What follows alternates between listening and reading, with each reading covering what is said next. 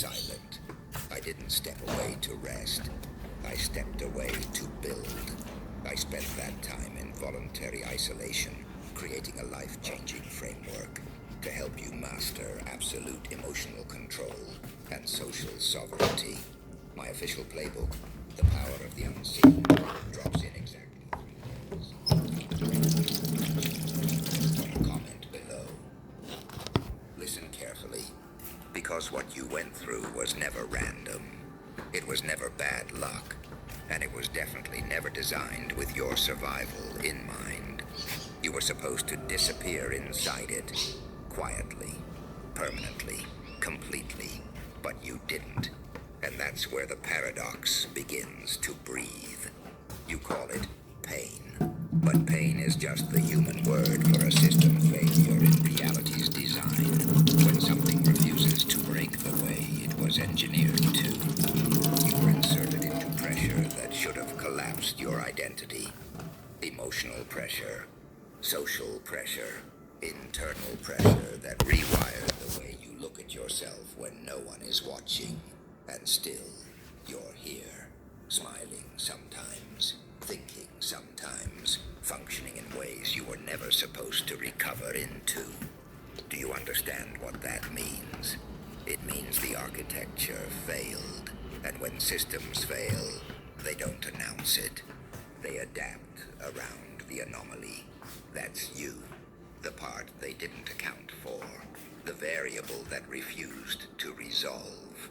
Now listen closer, because this is where the duality starts to fracture everything you think you know about yourself. You were taught there are 2 sides, light and dark, good and evil, angel and demon.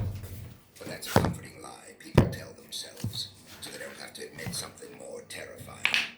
They are both at once, always. And so are you. That pain you survived didn't just wound you. It selected you. Not because you were strong, but because you were exposed long enough to become unpredictable.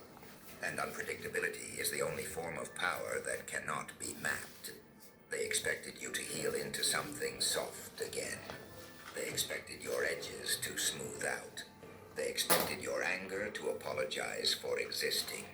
But instead, something else happened.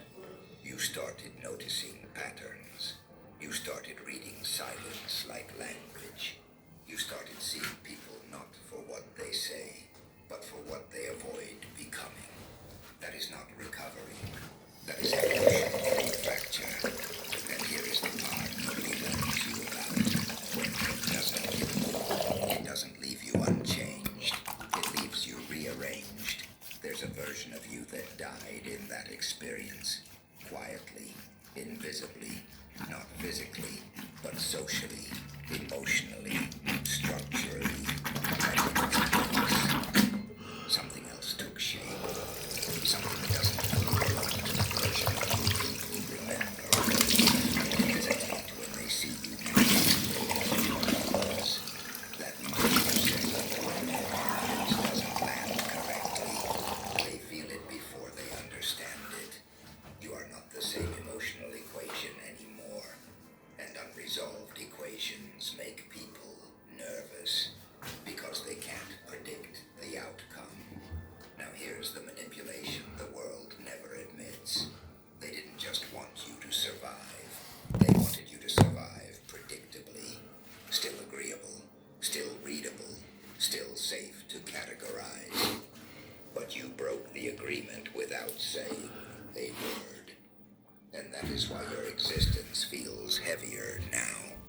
Not because you changed, but because you stopped performing the version of yourself that made others comfortable. Let that settle, because this is where your mind tries to defend the old identity. It will tell you you're overthinking. It will tell you you're imagining meaning. It will tell you to go back to being understandable.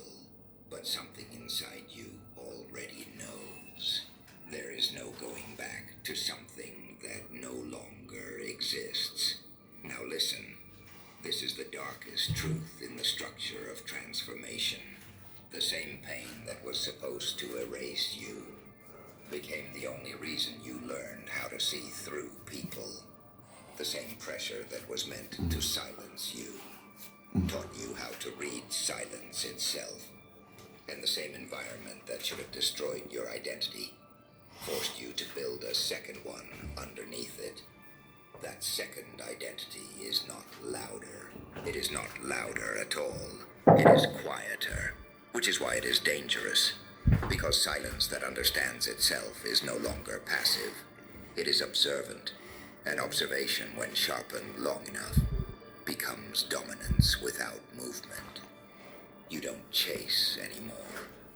You assess. You don't react the same way anymore. You calculate delay. You don't attach easily anymore. You recognize patterns before they become emotional traps. And people around you, they feel it. They just can't name it. So they call you different. But that word is too soft for what actually happened. You didn't become different. You became incompatible with your previous containment. Now here's the final fracture point. Listen carefully. The pain you survived was never meant to leave you alive. Because survival implies continuation, and continuation implies control. But you slipped through something that was not designed for adaptation. You adapted anyway. And now there is a contradiction walking around in your body. A contradiction that thinks.